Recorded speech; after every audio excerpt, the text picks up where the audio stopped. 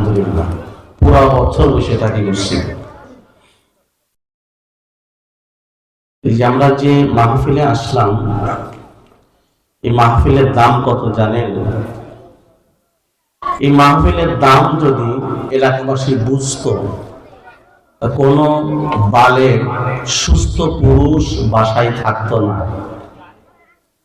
কিন্তু আমরা এমন এক হতভাগা জাতি হয়ে যাচ্ছে আস্তে আস্তে, না আমরা ইমানের কদর করি, না ইসলামের কদর করি, না আমলের কদর করি, না কোরআনের কদর করি, না কোরআন ওয়ালাকে কদর করি, না ইলমের কদর করি, না ইলম ওয়ালার কদর করি। আল্লাহ তাআলা আমাদের অন্তর থেকে সব কিছুর কদর ইজ্জত উঠাই দিয়েছে। ভূমিকম্প কেন হচ্ছে? ভূমিকম্প কেন হচ্ছে? এই যে আমাদের ঈমান, আমল, ইলম, আহলে ইলম তাদের প্রতি যে কোনো কদর নাই, এই কদর না থাকার কারণে আমরা বিভিন্ন পাপ কাজে জড়িয়ে পড়ছি। এই বিভিন্ন পাপ কাজে জড়িয়ে পড়ার কারণে আল্লাহ তাআলা আমাদেরকে মাঝে মাঝে সতর্ক করছেন ভূমিকম্প দিয়ে, কিন্তু তারপরও আমরা সতর্ক হচ্ছি না।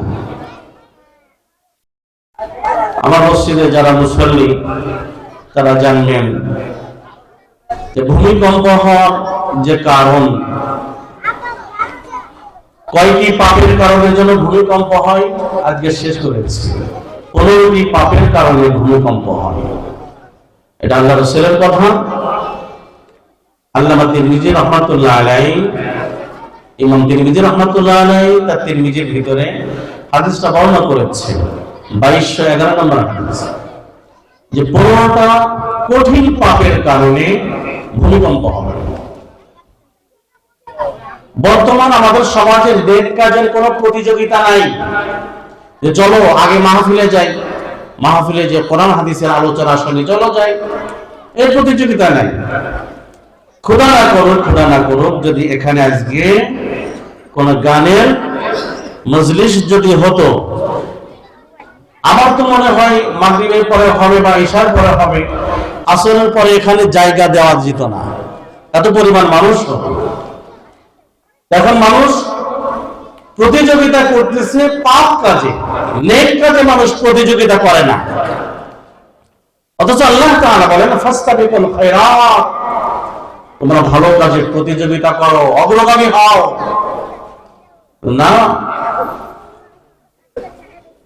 ভালো কাজে হালাল টাকাতে সহযোগিতা করতে পারি না, কিন্তু খারাপ কাজে টাকা যদি সুদী ভাবে ঋণ করেও হয়, খারাপ কাজে সহযোগিতা করি আমরা। ঠিক না? ঠিক না? এই যে মাহফিল, এর দাম কত জানেন? বলবো, দামের কথা বলবো। মুসলিম শরীফের হাদিস।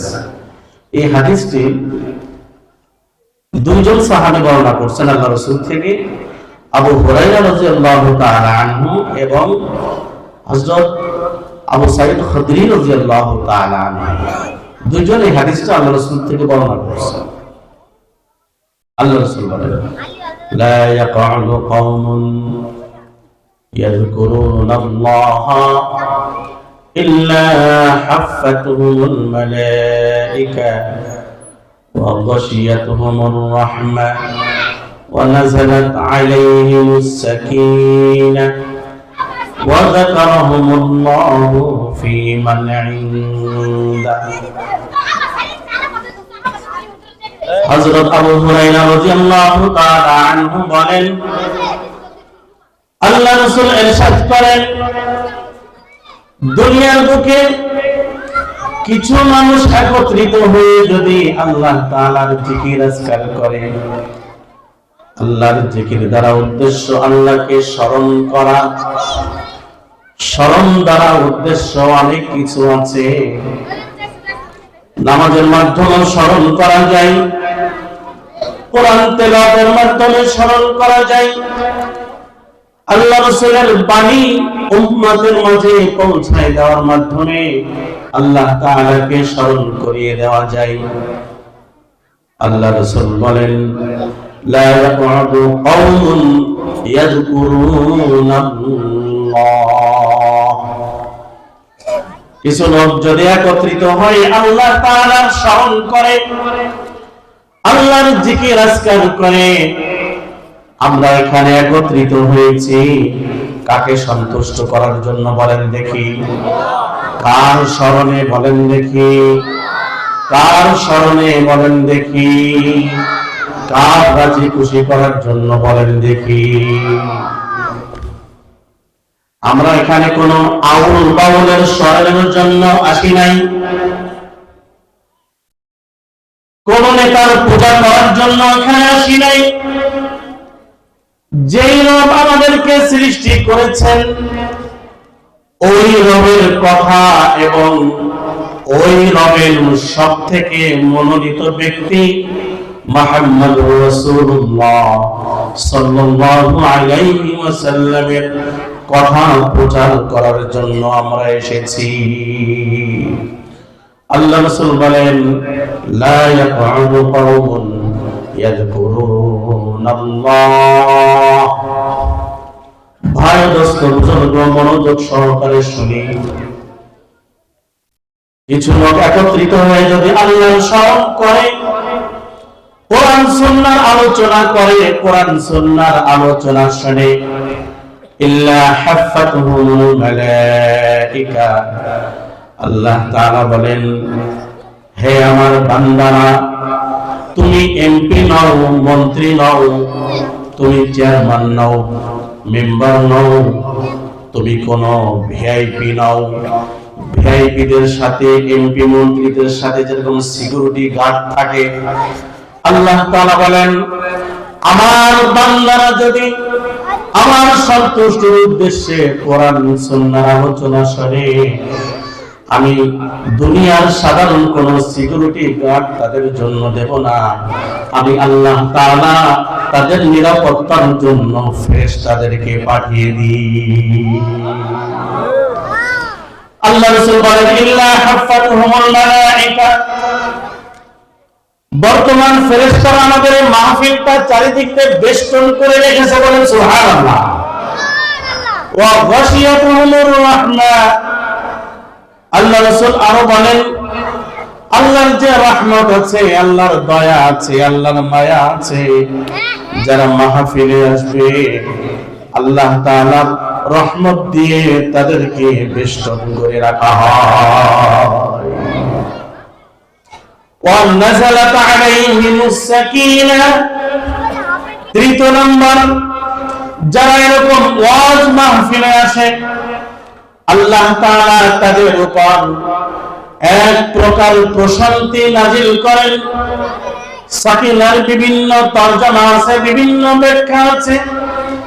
সাকিনা বলা হয় ওই আত্মার প্রশান্তি, ওই দিলের প্রশান্তি, যে নামাজে দাঁড়ালে আল্লাহর কথা মনে পড়ে, মাহফিলে গেলে আল্লাহর কথা মনে পড়ে, যেখানে যাই সেখানে আল্লাহর কথা মনে পড়ে, শয়তানের কথা মনে পড়ে না। আল্লাহ রাসূল বলেন, ওয়া নাযালাত আলাইহিমুস সাকিনা। এই সমস্ত মাহফিলে যারা বসে আল্লাহ তাআলা তাদের উপর এমন একটা সাকিনা প্রশান্তি নাজিল করেন, যে সাকিনা নাজিল করার দ্বারা আল্লাহ তাআলা তাদের আত্মাকে পবিত্র করে দেন। তারপরে শোনেন, আল্লাহ রাসূল এতটুকু বলে ক্ষান্ত হন নাই। তারপরে আল্লাহ রাসূল বলেছেন, ওয়া যাকারাহুমুল্লাহু ফী মান ইনদা। আল্লাহ তাআলা এই মুহূর্তে আরশে আজিমে বসে ফেরেশতাদের সাথে ফখর করতেছেন, হে আমার ফেরেশতারা, তোমরা শুনে রাখো, পৃথিবীর ভিতরে একটা দেশ আছে বাংলাদেশ। বাংলাদেশের রাজধানী ঢাকা। ঢাকার বুকে নূরবাগ এলাকা নামক একটা এলাকা আছে। নূরবাগ মসজিদের সামনে মারকাজুল কোরআন শাহ হারুন রশিদ মাদ্রাসার উদ্যোগে মাহফিল হচ্ছে। ওখানে আমার কিছু খাস বান্দারা বসে আছে। তারা মনোযোগ সহকারে কোরআন সুন্নাহর আলোচনা শুনছে। হে আমার ফেরেশতারা, তোমরা শুনে রাখো, আমি আমার এই সমস্ত বান্দাদেরকে মাফ করে দিলাম। আল্লাহ রাসূলের কথা কি বিশ্বাস হয় না? আমরা ডাক্তারের কথা যতটুকু বিশ্বাস করি, তার 10 ভাগের 1 ভাগ আল্লাহ এবং আল্লাহ রাসূলের কথা বিশ্বাস করি না। ডাক্তার আমাকে বলে দিয়েছেন, প্রেসক্রিপশন করে দিয়েছেন, আপনি এই ট্যাবলেটটা সকালে খাবেন, খালি পেটে খাবেন, এইটা দুপুরে ভরা পেটে খাবেন, এইটা রাত্রে ভরা পেটে খাবেন। আমার এই ট্যাবলেট খাওয়ার কোনো ব্যত্যয় ঘটে না। সময় মতো এবং নিয়ম মতোই আমি আমার ট্যাবলেট খাই সুস্থ হওয়ার জন্য, দুনিয়ায় বেঁচে থাকার জন্য। কিন্তু আমার রব পরকালের শান্তির জন্য যে প্রেসক্রিপশন দিয়েছেন, আল্লাহর হাবিব যে প্রেসক্রিপশন দিয়েছেন, ওই প্রেসক্রিপশন অনুযায়ী যদি চলতে পারি, তাহলে দুনিয়ায়ও শান্তি, আল্লাহ তাআলা পরকালে মুক্তি রেখে দিয়েছে। সেই জন্য ভাই দোস্ত বুঝলো, এরকম মাহফিল হওয়ার দরকার আছে না নাই? আছে না নাই? না বন্ধু, হওয়ার দরকার। এখন তো কোনো পুলিশ নাই। আল্লাহ রে, আমি কোনো বক্তা না। আজ থেকে 10-15 বছর আগে ওয়াজ করতে গেছি, ওমা দেখি আসতে যে শুধু পুলিশ আর পুলিশ। আচ্ছা, পুলিশরা কি আমার ওয়াজ শুনতে আসলো নাকি? বলো কি ব্যাপার? আপনার নিরাপত্তার জন্য আসছে। আমার নিরাপত্তার ব্যবস্থা একমাত্র কে করে রেখেছে? ভাওতাবাজি কথা, এগুলো সব ভাওতাবাজি কথা। সেই জন্য ভাইয়ের রাস্তা বুঝল, আল্লাহ রাসূল বলেন, ইযা মারাতুম বিরিয়াল জান্নাহ ফারতাউ, যখন তোমরা জান্নাতের বাগানের পাশ দিয়ে যাবে, তখন তার ফল ভক্ষণ করো। সাহাবায়ে কেরাম প্রশ্ন করলেন, দুনিয়ার জান্নাতের বাগান কোনটা? আল্লাহ রাসূল উত্তরে দিলেন, আলা হিলাকুয যিকর, জিকির মজলিসগুলি হচ্ছে জান্নাতের বাগান। আল্লাহ রাসূল আরেক হাদিসে বলেছেন, ক্বালা মাজালিসুল ইলম, ইলমের মজলিস সমূহ এইগুলি হচ্ছে জান্নাতের বাগান। যদি এরকম জান্নাতের বাগান পাও, তোমরা ওখানে কিছুক্ষণ বসে থেকে জান্নাতের ফল ভক্ষণ করে তোমরা যাবে। তাহলে আমরা আল্লাহ রাসূলের কথা অনুযায়ী কোথায় বসে আছি? বলেন বলেন বলেন বলেন, আমরা কোথায় বসে আছি? জান্নাতের বাগানে আমরা বসে আছি আল্লাহ রাসূলের কথা অনুযায়ী। জান্নাতের বাগান, ইলমের মজলিস, এগুলো জান্নাতের বাগান। যে এক একটা মাদ্রাসা, এগুলি জান্নাতের বাগান। বলেন সুবহানাল্লাহ। একটা মাদ্রাসা জান্নাতের বাগান। সেজন্য ভাই দোস্ত বুঝুন, আমাদের ঈমান আগে হিফাজত করতে হবে। আপনাদের কাছে প্রশ্ন রাখতে চাই, বলেন দেখি, আমল আগে না ইলম আগে? আগে ইলম না আগে আমল? আরেকটা প্রশ্ন করি, আগে ঈমান না আগে ইলম?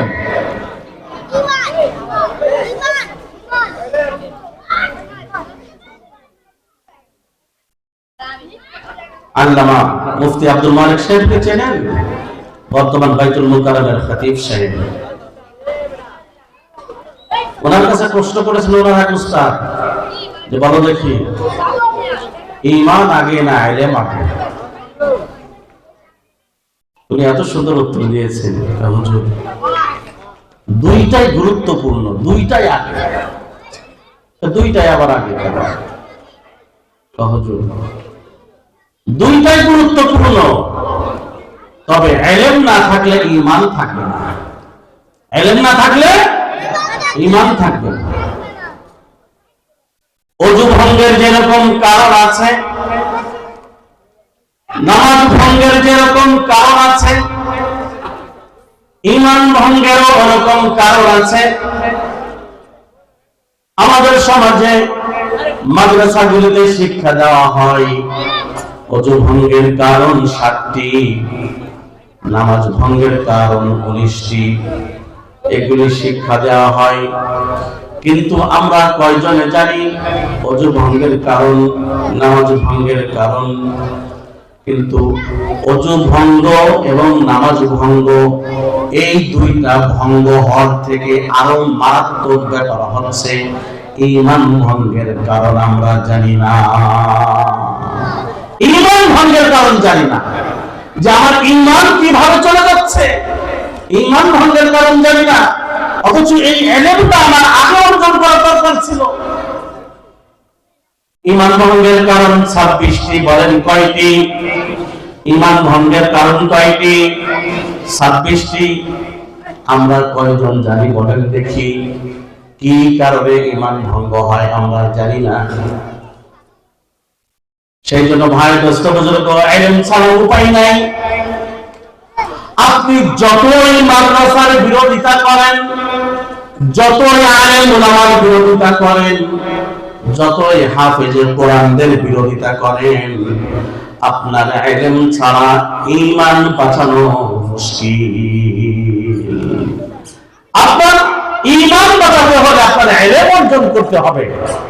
এগুলি শিক্ষা দেয় কোথায়? ঢাকা বিশ্ববিদ্যালয়ে, জগন্নাথ বিশ্ববিদ্যালয়ে। তারপরে কোথায় শিক্ষা দেয় এগুলি বলেন দেখি?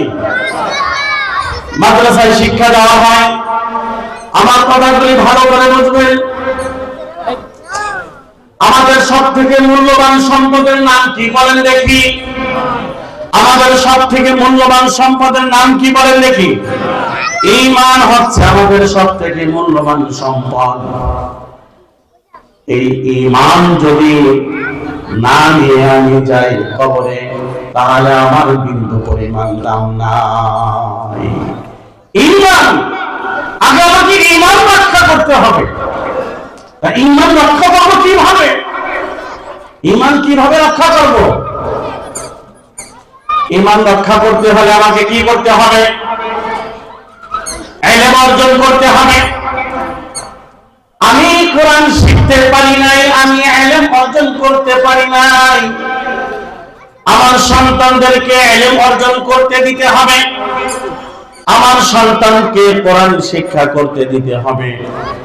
নয়তো ভাই, দোস্ত, বুজুর্গ, কিয়ামতের দিন আল্লাহ তাআলা আমাদের হাতে হ্যান্ডকাপ পরিয়ে দেবেন। কোরআন থেকে বলছি, সূরা ফুরকানের 30 নম্বর আয়াত, বলেন দেখি কত নম্বর আয়াত? সূরা ফুরকানের কত নম্বর আয়াত? 30 নম্বর আয়াত। ভালো করে বুঝবেন, দিল দিয়ে বুঝবেন, মন দিয়ে বুঝবেন। শুধু এক কান দিয়ে শুনে আর এক কান দিয়ে বের করে দেবেন না, দয়া করে দিলের কান দিয়ে বুঝবেন। আল্লাহ রাসূল কত দয়ার নবী, কত মায়ার নবী, উম্মতের জন্য কিয়ামতের মাঠে সুপারিশ করবেন। যেদিন সমস্ত নবী রাসূল, সমস্ত মানুষরা ইয়া নাফসি ইয়া নাফসি ইয়া নাফসি বলতে থাকবে, সেদিন শুধুমাত্র আল্লাহর হাবিব আমাদের জন্য আল্লাহর কাছে বলবেন, ইয়া রব উম্মতি উম্মতি, হে আল্লাহ, আমার উম্মত আমার উম্মত আমার উম্মত। আল্লাহ রাসূল কত দয়ালু, কত দয়ালু আল্লাহ রাসূল, যে কিয়ামতের মাঠেও আমাদেরকে ভুলবেন না। অথচ এই আল্লাহ রাসূল কিয়ামতের মাঠে এই উম্মতের বিরুদ্ধে একটা মামলা করবে। কয়টা মামলা বলেন না কেন? কিছু কিছু লোক হুজুর এরকম কয়, হুজুরের মুখ আছে তাই কয়। কোরআন শরীফ খুলে দেখুন, সূরা ফুরকান 30 নম্বর আয়াত। আল্লাহ তাআলা বলেন, ওয়াকালা রাসূলু ইয়া রাব্বি ইন্না কওমি ইত্তাখাযু হাযাল কুরআনা মাহজুরা। কিয়ামতের দিন আল্লাহ রাসূল আল্লাহর আদালতে মামলা করবেন, মামলা করবেন, মামলা করবেন। হে আমার রব, আমার উম্মতের কিছু লোক তারা এই কোরআনকে পরিত্যাজ্য হিসেবে গ্রহণ করেছিল। না না তারা তেলাওয়াত করতে পারতো, না তারা অর্থ বুঝতো, না তাফসীর বুঝতো, না তারা আমল করতো, না তারা প্রচার করেছে, কোরআনের কিছুই তারা করে নাই। আল্লাহ তাআলার কাছে, আল্লাহর হাবিব তার আদালতে মামলা করবেন, আল্লাহ আমার উম্মতের কিছু লোক তারা এরকম কোরআনকে পরিত্যাজ্য হিসেবে গ্রহণ করেছিল, হে আল্লাহ তোমার কাছে আজ আমি মামলা দিলাম। আল্লাহ রাসূল যদি আমাদের বিরুদ্ধে মামলা নেয় আল্লাহ তাআলার দরবারে, মুক্তির কোনো ব্যবস্থা আছে? কোনো ব্যবস্থা নাই। এই কোরআনের কোনো দাম নাই আমার কাছে, আপনার কাছে কোনো দাম নাই। কোরআনের দাম আছে কখন? বাপ মরে গিয়েছে, মা মরে গিয়েছে, তখন 4-5 জন মুল্লা মুন্সি দাওয়াত করে বেদাতি কাজ করে খতম দিয়ে তার বাপরে জান্নাতুল ফেরদৌসের চৌরাস্তায় পৌঁছায় দিয়ে এই শেষ। আর কোরআন দরকার নাই। তা কোরআন কি খতমের জন্য নাজিল হয়েছে নাকি? বলেন না কেন? কোরআন মা বাপ মরে গেলে খতমের জন্য নাজিল হয়েছে? কোরআনের 1 নম্বর হক তেলাওয়াত করা। কোরআনের 1 নম্বর হক কি বলেন দেখি? তেলাওয়াত করা। 2 নম্বর হক এর অর্থ বোঝা। 3 নম্বর হক এর তাফসীর বোঝা। 4 নম্বর হক এই অনুযায়ী আমল করা। আর তারপরের হক হচ্ছে এই কোরআনের বিধিবিধান, এই কোরআনকে উম্মতের কাছে পৌঁছে দেওয়া। আমাদের কাছে কোরআন কি? কোরআনের কোনো দাম নাই। আমাদের অবস্থা এমন হয়েছে এখন যে কোরআন থেকে যে যত দূরে থাকবে তার তত দাম বেশি। আমরা যখন ছোট ছিলাম তখন সাবাহি মক্তব ছিল। ফজরের পরেই আমাদের আব্বা আম্মা তারা সাবাহি মক্তবে পৌঁছে দিতেন। যত কঠিন শিক্ষক না কেন গায়ে একটা চাদর পেঁচিয়ে দিয়ে অথবা কোনো কাপড় পেঁচিয়ে দিয়ে আম্মা অথবা আব্বা অথবা বড় বোন তারা মক্তব পর্যন্ত সকালে পৌঁছে দিতেন। তখনকার মানুষ অশিক্ষিত ছিল, কিন্তু তাদের ভিতরে আল্লাহর একটা ভয় কাজ করত। আমার ছেলে স্কুলে পড়ুক, কলেজে পড়ুক, আর যেখানেই পড়ুক, আমার ছেলের প্রত্যেক দিনের প্রথম কথা যেন কোরআন দিয়ে শুরু হয়, কোরআন দিয়ে যেন শুরু হয়। সেজন্য যার সিনার ভিতরে কোরআন আছে সে কখনো ক্ষমাগ্রহী হতে পারে না, সে কখনো বাতিল পন্থীদের কাছে যেতে পারে না, ভণ্ড পীরের কাছে যেতে পারে না, যার সিনার ভিতরে কোরআন আছে। আল্লাহ রাসূল বলেন, তিরমিজি শরীফের হাদিস, ইন্নাল্লাযী লাইসা ফি জাওফিহি শাইউন মিনাল কুরআনি কাল বাইতিল খারিব। আল্লাহ রাসূল বলেন, যার সিনার ভিতরে কোরআন নাই, যার সিনার ভিতরে কোরআন নাই, অর্থাৎ যে কোরআন তেলাওয়াত জানে না, তার উদাহরণ হচ্ছে ওই ঘরের মতো যেই ঘরে কোনো মানুষ বসবাস করে না। আপনারাই বলেন দেখি, যেই ঘরে কোনো মানুষ বসবাস করে না ওই ঘরে কে বসবাস করে বলেন দেখি? পোকা মাকড়, সাপ, বিচ্ছু এইগুলি বসবাস করে। আল্লাহ রাসূল বলতে চাচ্ছেন যার সিনার ভিতরে কোরআন নাই এটা উজাড় ঘরের মতো। কেমন? উজাড় ঘরে যেরকম বিভিন্ন কীট পতঙ্গ, সাপ বিচ্ছু, কীট পতঙ্গ বসবাস করে এবং শয়তানের আশ্রয় কেন্দ্র হয়, ঠিক তদ্রুপ যার সিনার ভিতরে কোরআন নাই তার সিনাকে দখল করে নেই শয়তান। কে দখল করে নেই? সেই জন্য ভাই বুজুর্গ, নিজের কোরআন শিখবো সহি শুদ্ধ করে, আর নিজের বাচ্চাদেরকে কোরআন শেখা থেকে মাহরুম করব না। নিজের বাচ্চাদেরকেও কোরআন শেখাবো ইনশাআল্লাহ। বলেন ইনশাআল্লাহ, বলেন ইনশাআল্লাহ। বলেন দাম কত জানেননি? আপনার সন্তান যদি কোরআন তেলাওয়াত করে অথবা আপনার সন্তান যদি হাফেজে কোরআন হয়, অথবা আপনার সন্তান যদি কারি হয়, এর দাম কত আপনারা কি জানেন? আল্লাহ রাসূল বলেন, মান ক্বারাআল কুরআনা ওয়া আমিলা বিমা ফীহি উলবিসা ওয়ালিদাহু তাজাই ইয়াউমাল কিয়ামা। আবু দাউদ শরীফের হাদিস, আল্লাহ রাসূল বলেন, যে কোরআন পড়লো এবং কোরআন অনুযায়ী আমল করলো, আল্লাহ তাআলা কিয়ামতের মাঠে তার পিতামাতাকে এমন দুইটা নূরের টুপি পরিয়ে দেবেন, যে দুইটা নূরের টুপির আলো সূর্যের আলো থেকে আরো বেশি হবে। মানুষ দেখে অবাক হয়ে যাবে, ব্যাপার কি, ব্যাপার কি? স্বামী স্ত্রী দুইজন, তাদের মাথায় এমন টুপি কেন যে টুপির আলোতে সবকিছু ঝলমল ঝলমল করছে, সূর্যের আলো থেকেও আরো বেশি আলো। এই দুইজন ব্যক্তিকে তোমরা বলো বলো বলো। আল্লাহ তাআলার পক্ষ থেকে ঘোষণা হবে, এই দুইজন স্বামী স্ত্রী তারা হচ্ছে ওই ব্যক্তি যে দুনিয়ায় থাকতে তার ছেলে মেয়েকে কোরআনের হাফেজ বানিয়েছিল। এর থেকে আর কি দাম চান? এর থেকে আর কি মর্যাদা চান?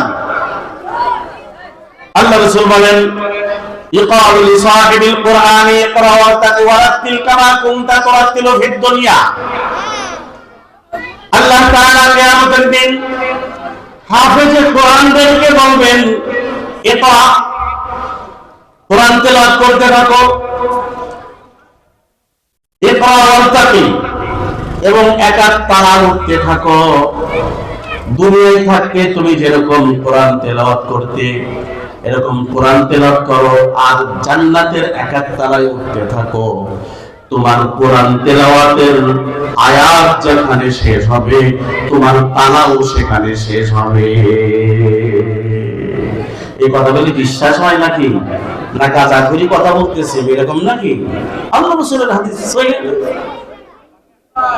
শুধু তাই নাই, আল্লাহ রাসূল বলেন, মান ক্বারাআল কুরআনা ফাস্তাযহারাহু ফাআল্লা হালালাহু ওয়া হারামা হারামাহু আদখালাহুল্লাহুল জান্নাহ। তিরমিজি শরীফের হাদিস, আল্লাহ রাসূল বলেন, যে কোরআন পড়লো এবং কোরআনের যথাযথ হেফাজত করলো, কোরআনের হালালকে হালাল জানলো, হারামকে হারাম জানলো, আল্লাহ রাসূল বলেন যে আল্লাহ তাআলা এই বান্দাকে জান্নাতে প্রবেশ করাবেন। শুধু তাই নাই, শুধু তাই নাই, এই হাফেজে কোরআনকে আল্লাহ তাআলা কিয়ামতের মাঠে বলবেন, তোমার পরিবারের এমন 10 জন মানুষকে সুপারিশ করে তুমি জান্নাতে নিয়ে যাও, যাদের জন্য জাহান্নাম অবধারিত হয়ে গিয়েছে। সুবহানাল্লাহ। আল্লাহ তাআলা হাফেজে কোরআনকে বলবেন, তোমার পরিবারের এমন 10 জনকে সুপারিশ করে জান্নাতে নিয়ে যাও, যাদের উপর জাহান্নাম অবধারিত হয়ে গিয়েছে। এই হাফেজে কোরআন তার পরিবারের এমন 10 জনকে সুপারিশ করে জান্নাতে নিয়ে যাবেন, যাদের উপর জাহান্নাম ওয়াজিব হয়ে গিয়েছিল। ভাই, দোস্ত, বুঝুন, আমরা ওয়াজ জানি, সবাই ওয়াজ জানি, আমরা ওয়াজ কেউ কার থেকে কম জানি না। আর এখন তো সব থেকে বড় ওয়াইজ, বড় বক্তা হয়ে গেছে ইউটিউব শরীফ, ইউটিউব মাদ্রাসাতুল আলী। কারণ আপনি যে ওয়াজ করছেন না, ইউটিউব আমি দেখছি, আগে শুনছি ইউটিউব থেকে, এখন আর ওয়াজ শুনতে যাওয়া লাগে না, ইউটিউব থেকে দেখে নিলে সবকিছু হয়ে যায়। ভাই, দোস্ত, বুঝুন, সেই জন্য আমার সন্তান আমার কাছে আমানত। বলেন দেখি, আমার সন্তান আমার কাছে কি আমানত? আমার সন্তান আমার কাছে আমানত, এর খেয়ানত করা যাবে না। আপনি আপনার সন্তানকে ইঞ্জিনিয়ার বানান, কোনো সমস্যা নাই, ডাক্তার বানান, কোনো সমস্যা নাই, জজ ব্যারিস্টার বানান, কোনো সমস্যা নাই, যা কিছু ইচ্ছা আপনি আপনার সন্তানকে যাদের দেশে পাঠিয়ে দেন, মঙ্গল গ্রহে পাঠিয়ে দেন, কোনো সমস্যা নাই, কিন্তু আপনার সন্তানকে ঈমান শিক্ষা দেওয়ার দায়িত্ব আপনার।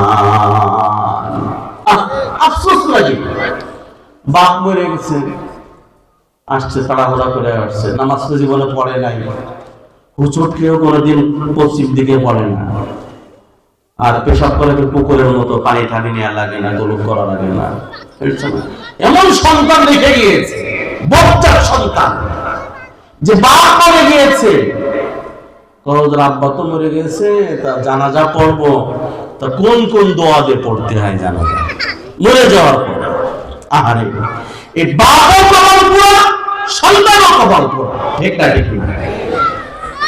এই সন্তানকে জানাজার নিয়ম কানুন শিক্ষা দেওয়ার বাপের ছিল না, দায়িত্ব ছিল না? ছিল না? অবশ্যই ছিল।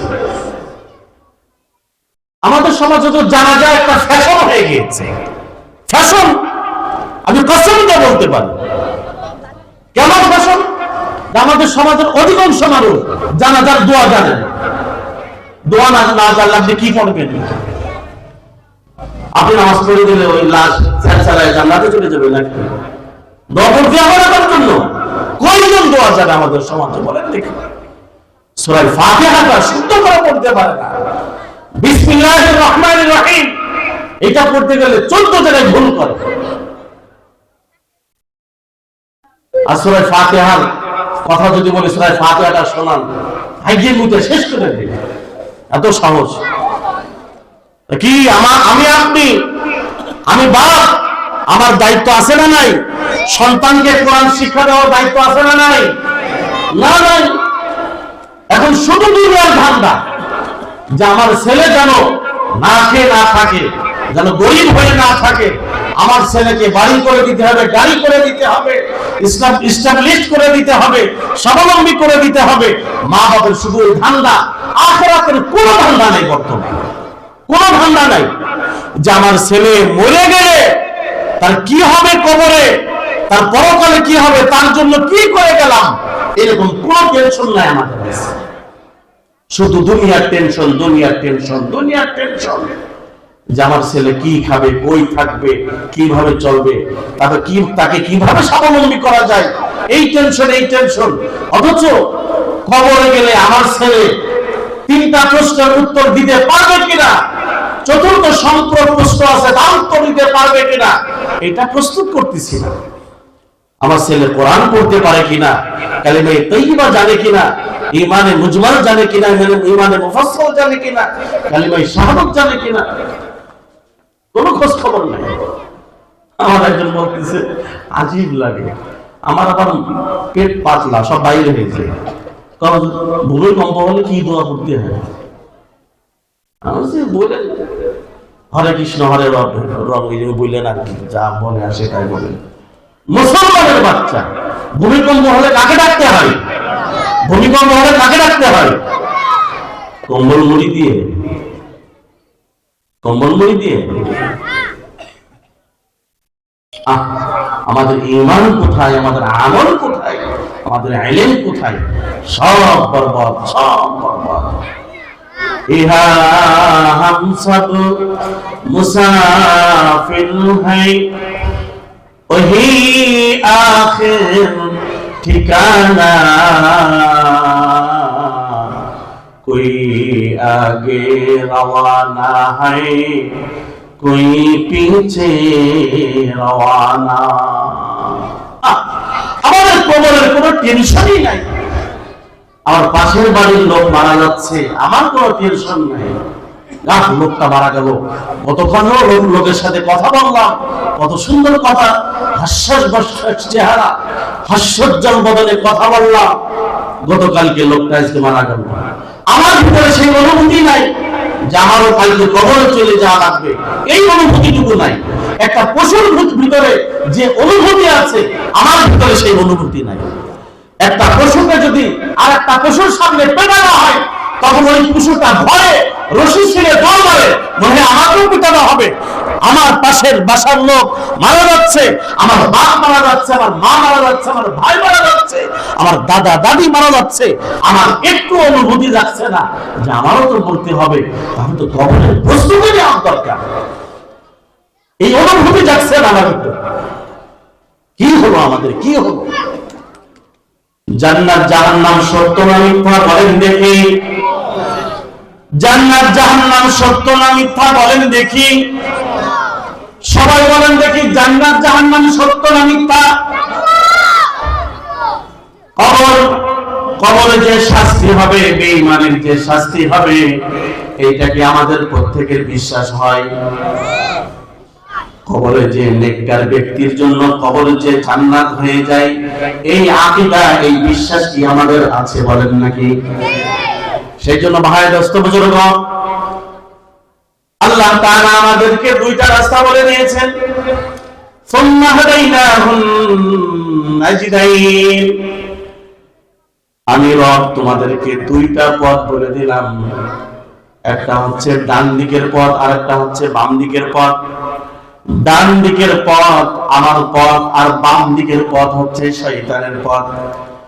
তুমি যদি ডানপন্থী হও, তুমি যদি ডান দিকের কাজ করো, তাহলে বান্দা দুনিয়ায় তোমার ইজ্জত দেব, আখিরাতে পরকালে তোমাকে মুক্তি দেব। আর যদি তুমি বামপন্থী হও, শয়তানের অনুসরণ করো, তাহলে ইহকালেও তোমার জন্য রয়েছে লাঞ্ছনা গঞ্জনা, এবং পরকালে রয়েছে তোমার জন্য আরো চিরস্থায়ী শাস্তি।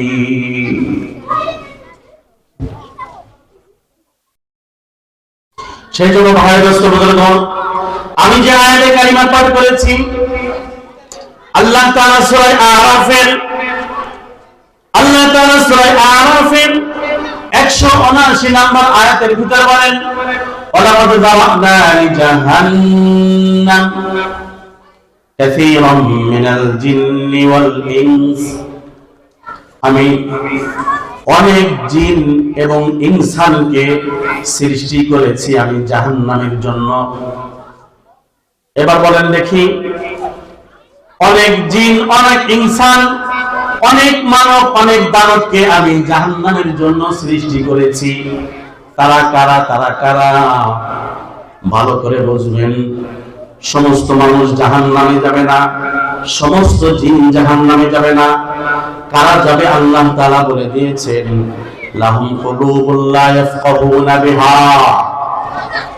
ওই মানব দানবকে দিয়ে আমি জাহান্নাম উদ্বোধন করব। তাদেরকে আমি অন্তঃকরণ দিয়েছিলাম, কলব দিয়েছিলাম, কিন্তু কলব দ্বারা তারা বোঝে না, কলব দ্বারা বোঝে না। আপনি একটু চিন্তা করেন, চিন্তা করে দেখেন, আসমান জমিন যিনি সৃষ্টি করেছেন একজন রব আছে কি না বলেন দেখি? এই যে আসমান খুঁটি ছাড়া দাঁড়িয়ে আছে, এর একজন রব আছে না নাই? এই যে জমিন, পানির উপর জমিন আছে, এর একজন রব আছে না নাই? বাতাস প্রবাহিত করেন, শীতকালে শীত দেন, গরমকালে গরম দেন, বৃষ্টি বর্ষণ করেন, আমাদের বিভিন্ন নাজ নিয়ামত দিয়ে রেখেছেন, আমাকে সুস্থ করেন, অসুস্থ করেন, আমার শরীরে রক্ত সঞ্চালনের ব্যবস্থা করেছেন যিনি, তিনি আমার রব কিনা রব না বলেন দেখি? এই চিন্তা ভাবনা করলে একটু আসে না যে আমার রব আমাকে সৃষ্টি করেছেন, তাহলে রবের একটু কাজ করার দরকার। আল্লাহ তাআলা এই কথা বলতেছেন, লাহুম কুলুবুল লা ইয়াফকাহুনা বিহা। জাহান্নামে কারা যাবে? ওই সমস্ত জিন ইনসান যাদেরকে আমি অন্তঃকরণ দিয়েছি, কলব দিয়েছি, কিন্তু কলব দিয়ে তারা বুঝেও বোঝে না, আমাকে তারা চিনল না। ওয়ালাহুম আ'য়ুনুল লা ইউবসিরুনা বিহা। আমি তাদেরকে চোখ দিয়েছি, কিন্তু চোখ দিয়ে তারা দেখেও দেখে না। ওয়ালাহুম আযানুল লা ইসমাউনা বিহা। তাদেরকে আমি কান দিয়েছি, শ্রবণ শক্তি দিয়েছি, কিন্তু তারা শুনেও শোনে না। আল্লাহ তাআলা যে আমাদেরকে তিনটা নিয়ামত দিয়েছেন, এই নিয়ামত কোন পশুদেরকে দেন নাই। এক নম্বর হচ্ছে দিল, অন্তঃকরণ। কলব যেটা আল্লাহ তাআলা দিয়েছেন, এই কলব কোন পশুকে দেন নাই আল্লাহ তাআলা। আমার গরু আরেকজনের খেতে যে ধান খেয়েছে, আমি পিটিয়ে পিটিয়ে বাড়িতে নিয়ে আসলাম। বলেন দেখি পরের দিন যদি আমার গরু আবার ছাড়া পাই, সে ধানে মুখ দেবে কি দেবে না? কেন ধানে মুখ দেবে? মানুষকে যে কলব দিয়েছেন আল্লাহ তাআলা, ওই কলব গরুকে দেই নাই, পশুকে দেই নাই। সেই জন্য পশু যাই, পশুর মাঝে আমার মাঝে যদি সমান মিল থাকে, তাহলে আমার মাঝে এবং পশুর মাঝে আর কি পার্থক্য হলো? আমি হালাল হারাম পার্থক্য নাই, বিধান চলছে। আল্লাহ তাআলা বলেন লাহুম কুলুবুন লা ইয়াফকাহুনা বিহা, আমি তাদেরকে অন্তঃকরণ দিয়েছি, কলব দিয়েছি, কিন্তু তারা বোঝে না। ওয়ালাহুম আ'য়ুনুন লা ইউবসিরুনা বিহা, তাদেরকে আমি চোখ দিয়েছি, কিন্তু চোখ দিয়ে দেখাবো দেখে না। আসমান জমিন এর মাঝে যা কিছু আছে এগুলো দেখেও দেখে না, ইবরাত হাসিল করে না। ওয়ালাহুম আযানুন লা ইসমাউনা বিহা, তাদেরকে আমি শ্রবণ শক্তি দিয়েছি, কিন্তু শোনে না। আল্লাহ তাআলা বলছেন যে এই তিনটা নিয়ামতের যথাযথ ব্যবহার না করলে কি হবে? উলাইকা কাল আনআম, এরা হচ্ছে চতুষ্পদ প্রাণী। চতুষ্পদ কি প্রাণী? বালহুম আদল, আল্লাহ তাআলা চতুষ্পদ প্রাণী বলেন নাই, বালহুম আদল, চতুষ্পদ প্রাণী থেকে আরো পথভ্রষ্ট। কেন আল্লাহ তাআলা এই বালহুম আদল বললেন? কেন বললেন? চতুষ্পদ প্রাণী, কৃষক তার গরু হাল চাষ করার পর মুখে তার বিশেষ যে জিনিস আছে এটা পরিয়ে দেওয়ার পর গরুর শিঙে যদি রশি পেঁচিয়ে ছেড়ে দেয় কৃষক, এই গরু কৃষকের বাড়িতে যাবে, অন্য কোথাও যাবে না। এই গরু কৃষকের বাড়িতেই যাবে। কেন? গরু জানে আমার মালিক আমাকে রাত দিন খাওয়ায়, লালন পালন করে। সে যে মাঠ থেকে ছেড়ে দিয়েছে, আমার মালিকের বাড়ি ভুল করে অন্য কোন মালিকের বাড়িতে যাওয়া যাবে না। আল্লাহ তাআলা বলতেছেন কি, যে পশু তার মালিককে ভুলে না, কিন্তু মানব দানব এরা তার মালিককে ভুলে যায়। বালহুম আদল, পশুর থেকেও নিকৃষ্ট, চতুষ্পদ প্রাণীর থেকেও এরা আরো নিকৃষ্ট। উলাইকা হুমুল গাফিলুন, আল্লাহ তাআলা বলেন এরা হচ্ছে অলস সম্প্রদায়, অলস। সেই জন্য ভাই দোস্ত বুঝুন, মানুষ বলেই কি মানুষ বলে না। মানুষ দুই প্রকার। মানুষ কয় প্রকার? একটা হচ্ছে জন্মগত মানুষ, একটা হচ্ছে সৃষ্টিগত মানুষ, আরেকটা হচ্ছে চরিত্রগত মানুষ। কথা বলা যাবে না, এই কথা বলা যাবে না। একটা হচ্ছে সৃষ্টিগত মানুষ, আরেকটা হচ্ছে চরিত্রগত মানুষ। আল্লাহ তাআলা মানুষ দেখতে চেয়েছেন, সৃষ্টিগত মানুষ না। আল্লাহ তাআলা চরিত্রগত মানুষ দেখতে চেয়েছেন, যে তোমার ভিতরে মানুষের চরিত্র আছে কিনা। সেদিন জিজ্ঞেস করি যে আপনার সন্তানকে এত শিক্ষা শিখিয়ে কিভাবে কি? সন্তানকে মানুষের মতো মানুষ বানাতে হবে। তাহলে বোঝা যাচ্ছে যে মানুষের আকার আকৃতি নিয়ে জন্ম নিলে মানুষ হয় না। মানুষ হওয়ার জন্য চেষ্টা করা লাগে, কিন্তু পশুকে পশু হওয়ার জন্য চেষ্টা করা লাগে না। ঠিক না? ঠিক না? মানুষকে মানুষ হওয়ার জন্য কি করা লাগে? চেষ্টা করা লাগে। সেজন্য জন্মগত মানুষটা, সৃষ্টিগত মানুষটা, আল্লাহ তাআলা মানুষ চাচ্ছেন চরিত্রগত মানুষ, আখলাকগত মানুষ। আমার ভিতরে যদি মুহাম্মদ সাল্লাল্লাহু আলাইহি সাল্লামের আখলাক পরিপূর্ণভাবে না আসে, তাহলে আমি মানুষ না। আদমিয়াত লাহমু শাহমু পুশতনিস, আদমিয়াত লাহমু শাহমু পুশতনিস, আদমিয়াত জুজরে যায় মাওলানিস। কয় শরীরে গোশত আছে, রক্ত আছে, হাড্ডি আছে, এটাকে মানুষ বলা হয় না। দুই পা আছে, দুই হাত আছে, মুখ আছে, চোখ আছে, একে মানুষ বলা হয় না।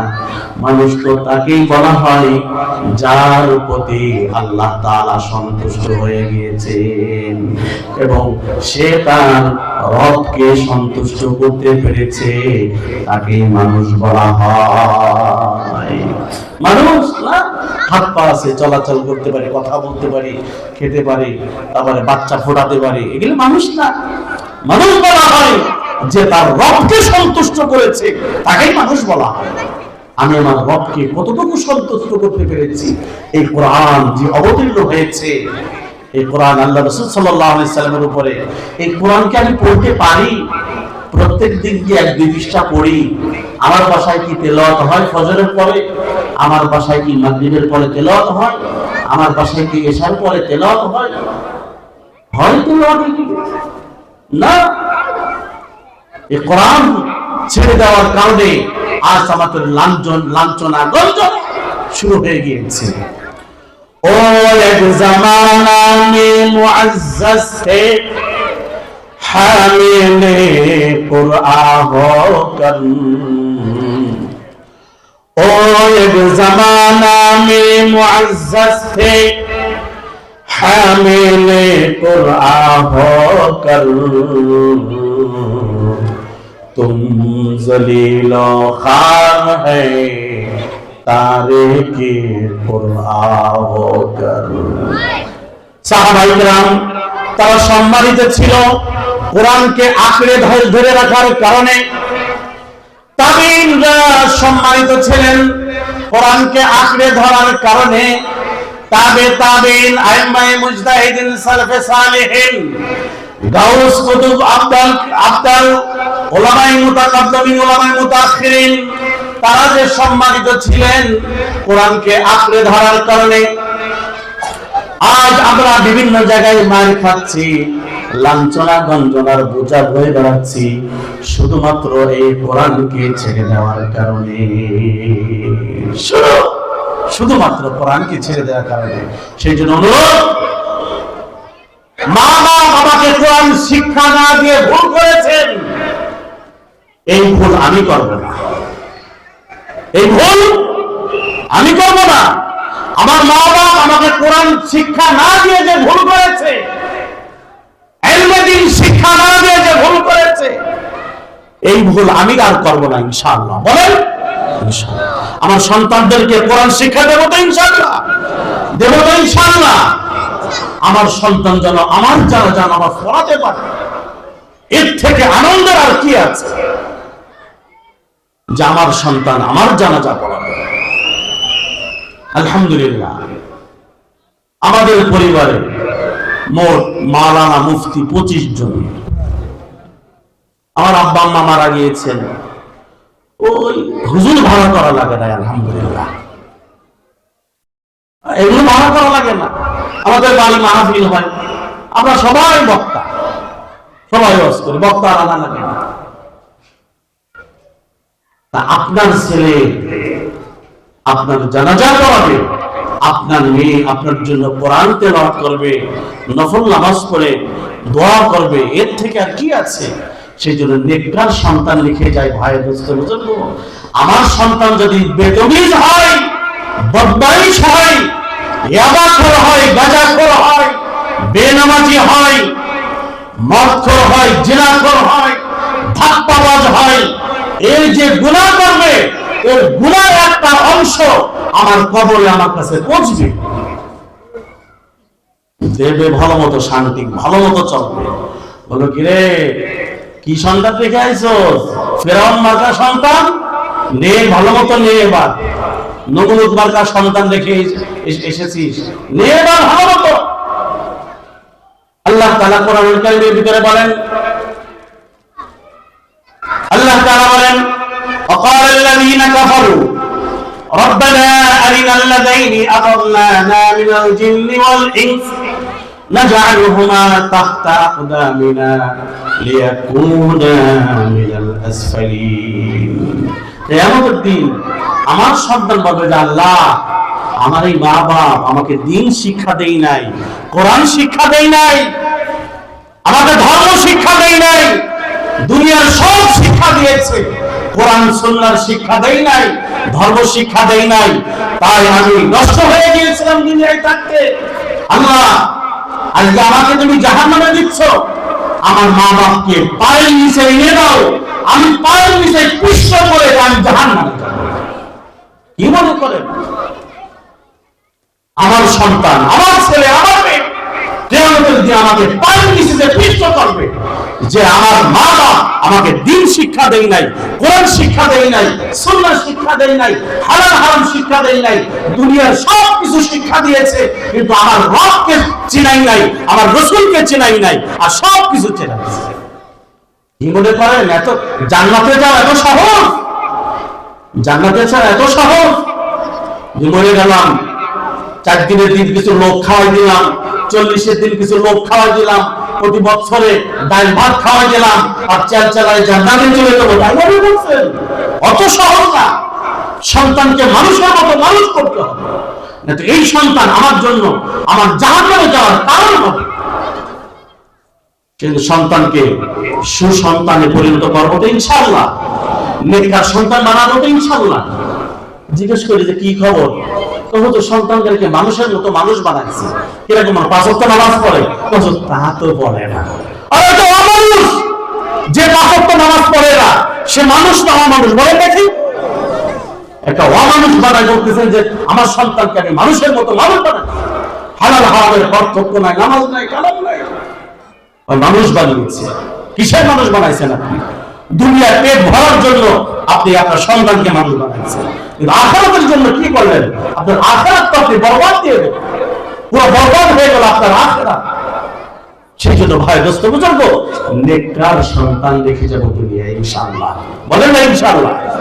নেককার সন্তান রেখে যাবো ইনশাআল্লাহ দুনিয়া, বলেন না? যারা মুরব্বী হয়ে গেছেন তারা কি করবেন? যারা যুবক আছেন, বাচ্চা কাচ্চা হবে, নিয়ত করেন ইনশাআল্লাহ আমার ছেলে মেয়ে হলে হাফেজ আলেম বানাবো ইনশাআল্লাহ। বলেন ইনশাআল্লাহ? বলেন ইনশাআল্লাহ। আখিরাতে মুক্তি পাবেন, দুনিয়ায় ইজ্জত পাবেন, পরকালে মুক্তি পাবেন ইনশাআল্লাহ। এই যে আমাদের সমাজ নষ্ট হয়ে যাচ্ছে কিসের কারণে? যুব সমাজ নষ্ট। কেন নষ্ট যুব সমাজ? মা বাপ দ্বীন শিক্ষা দেয় নাই, তাই যুব সমাজ নষ্ট। সেজন্য ইনশাআল্লাহ নিয়ত করি ইনশাআল্লাহ যে মাদ্রাসায় দেবো ইনশাআল্লাহ, দেবো তো ইনশাআল্লাহ। বলছিলাম আমি যে হাদিস পাঠ করেছি মুসলিম শরীফের হাদিস, আল্লাহ রাসূল বলেন মানুষ মারা গেলে তার সমস্ত আমলের দরজা বন্ধ হয়ে যায়, 3টা আমলের দরজা খোলা থাকে। কয়টা আমলের দরজা? বলেন না কয়টা? 3টা। 1 নাম্বার ইল্লা মিন সাদাকাতিন জারিয়া, কেউ যদি সদকায়ে জারিয়ার ব্যবস্থা করে যায় তাহলে এর সব সে কবরে শুয়ে পেতে থাকে। সদকায়ে জারিয়া কাকে বলে? আল্লাহ রাসূল বলেন কেউ গাছ লাগিয়ে দিল, ওই গাছের ফল ফুল মানুষ এবং পাখিতে ভক্ষণ করলো, এইটাও সদকায়ে জারিয়া। গাছের ছায়ার নিচে মানুষ বসলো, এটাও সদকায়ে জারিয়া। কেউ পানির ব্যবস্থা করে দিল, পুকুর খনন করে দিল, কুয়া খনন করে দিল, খাবারের পানির ব্যবস্থা করে দিল, সদকায়ে জারিয়া। কেউ লঙ্গরখানা করে দিল, সদকায়ে জারিয়া। অথবা মসজিদ মাদ্রাসায় কেউ ইট বালু সিমেন্ট এইগুলি ক্রয় করে দিল, কোরআন শরীফ ক্রয় করে দিল, অথবা মাদ্রাসায় কিতাব ক্রয় করে দিল, তালেবে ইলমদের জন্য কার্পেট ক্রয় করে দিল, অথবা তাদের জন্য এরকম স্থায়ী কোনো ব্যবস্থা করে দিল। আল্লাহ রাসূল বলেন এই যে করলাম আমি করি অথবা আমার সন্তান করুক আমার জন্য, কিয়ামত পর্যন্ত কবরে শুয়ে শুয়ে আমি এর সওয়াব পাইতে থাকব। সদকায়ে জারিয়ার ব্যবস্থা করা, আমি মরে গেলে আমার ছেলে মেয়ে আমার জন্য দান করবে কি করবে না কোনো গ্যারান্টি আছে? সেই জন্য নিজেরটা নিজে করে যাওয়া, নিজেরটা নিজে করে যাওয়া। চোখ দুইটা বন্ধ হওয়ার সাথে সাথে আমার চোখ দুইটা বন্ধ হওয়ার সাথে সাথে আমার আলমারির চাবি কোথায়? আমার বউ একদিক দিয়ে কান্নাকাটি করবে, আর একদিক দিয়ে চাবির চিন্তা করবে। আমার স্বামী আলমারির চাবি কোথায় আছে কাঁদছে, আবার চাবিরও চিন্তা করছে। আমার ছেলে মেয়ে কান্নাকাটি করছে, আবার চাবির চিন্তা ভাবনা করছে। আমার স্ত্রী আমার ছেলে মেয়েরা কান্নাকাটি করছে আমার জন্য, আবার মনে মনে চিন্তা করছে আমার আব্বার কোন ব্যাংকের অ্যাকাউন্টে কত টাকা আছে, এটাও তাড়াতাড়ি বাইর করার দরকার।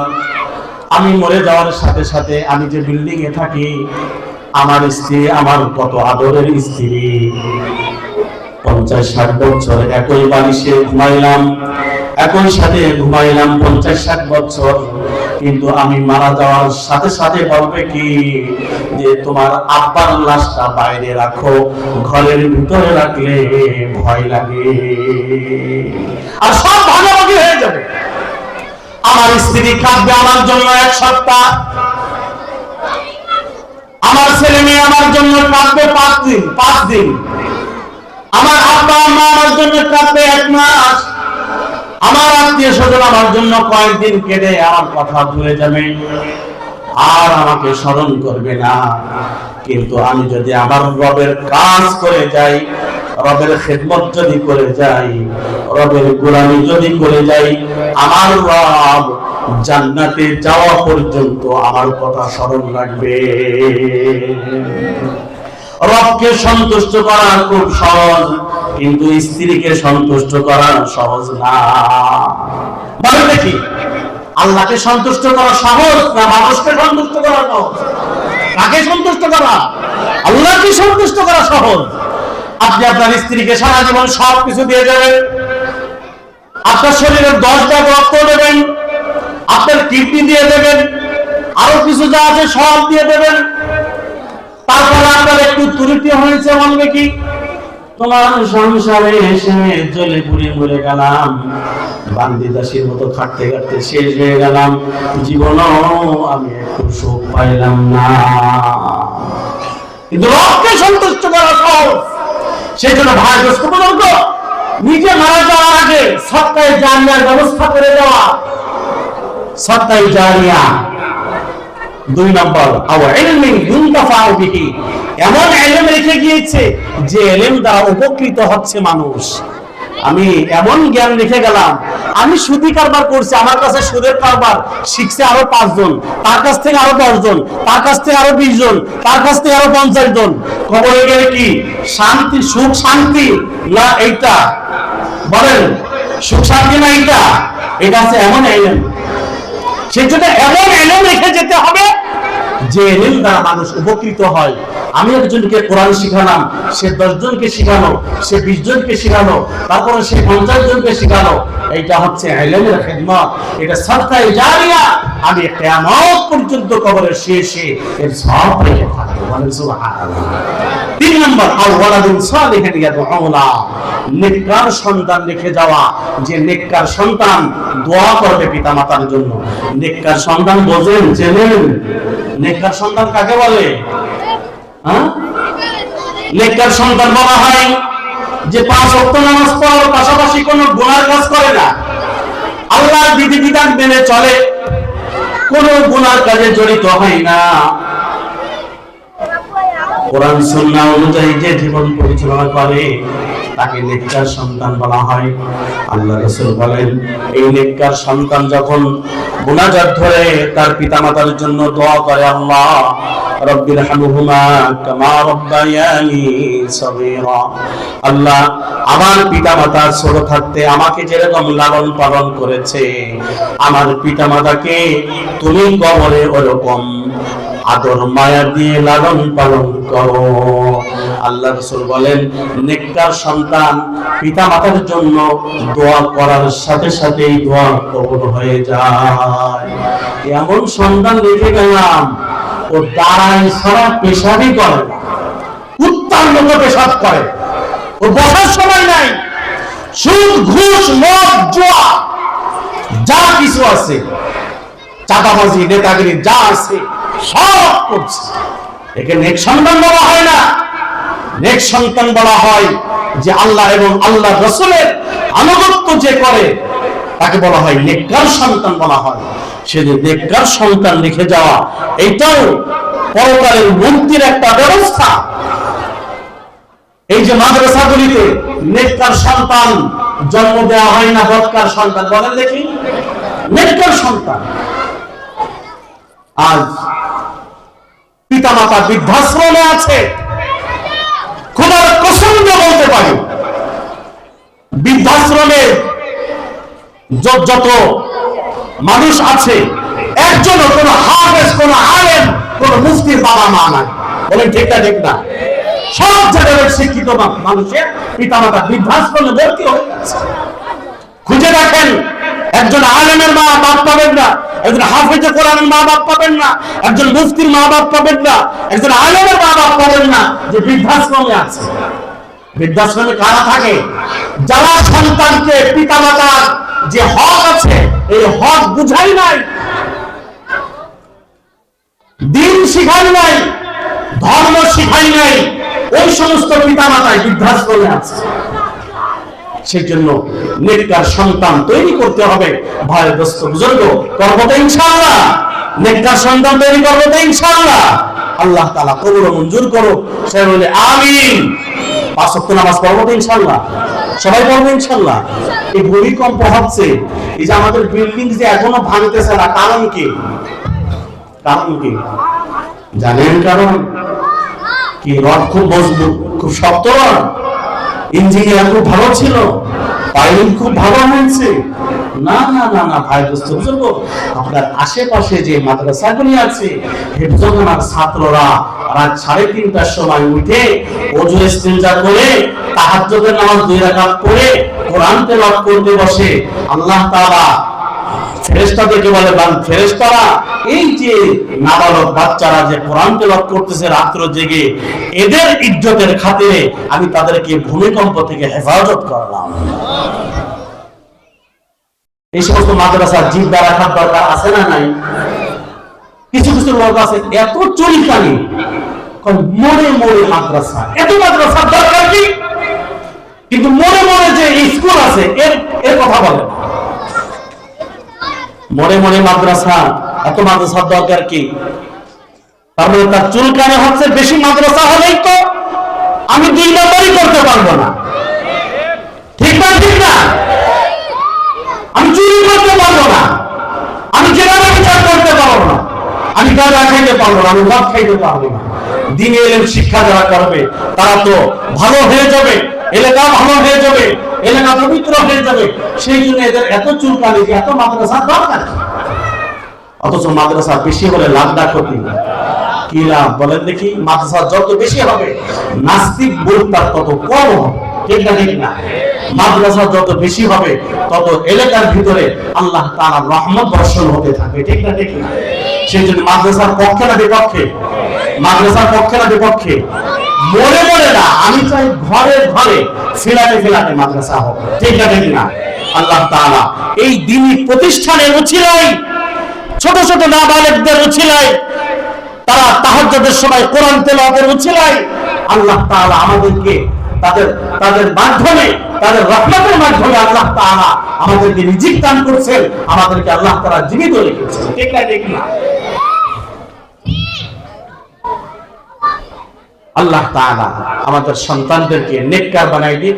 সবাই বলি আমিন। আমরাও নেককার হয়ে যাই, সবাই বলি আমিন। নেককার হবো তো ইনশাআল্লাহ। 5 ওয়াক্ত নামাজ পড়বো তো ইনশাআল্লাহ। কি 5 ওয়াক্ত নামাজ শুয়ে শুয়ে, কম্বলের নিচে শুয়ে শুয়ে?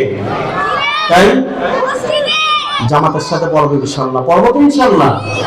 আমার আশ্চর্য লাগে, মুরব্বী মানুষ চুল দাড়ি পেকে গিয়েছে, এখনো নামাজ পড়ে না, এখনো মসজিদে আসে না। কি ভাব নিয়ে থাকেন আপনারা? কিসের আশায় থাকেন?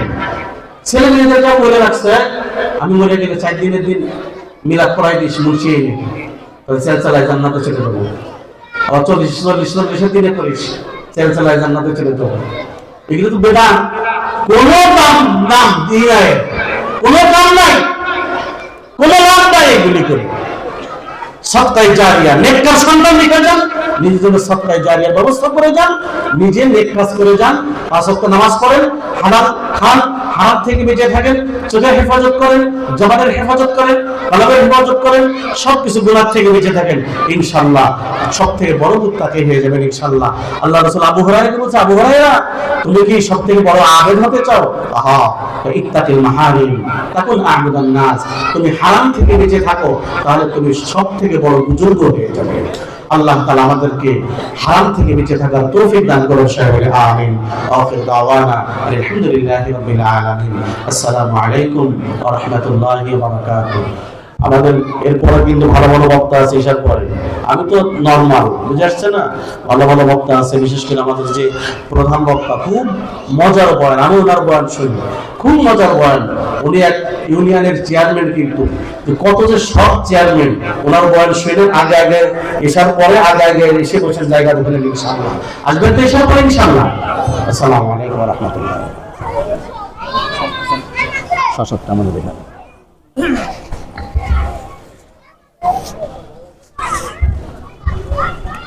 আলহামদুলিল্লাহ, অত্যন্ত চমৎকার আলোচনা করলেন নূরবাগ জামে মসজিদের সম্মানিত ইমাম ও খতিব